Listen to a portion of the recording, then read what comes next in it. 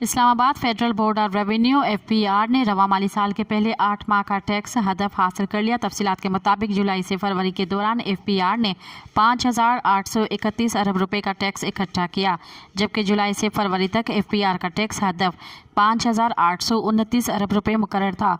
माली साल के 8 माह में FBR की टैक्स वसूली में 30% का इजाफा हुआ।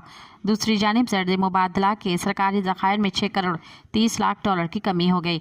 स्टेट बैंक के मुताबिक ज़र्द मुबादला के सरकारी ज़खायर की मालियत 7 अरब 94 करोड़ 96 लाख डॉलर हो गई।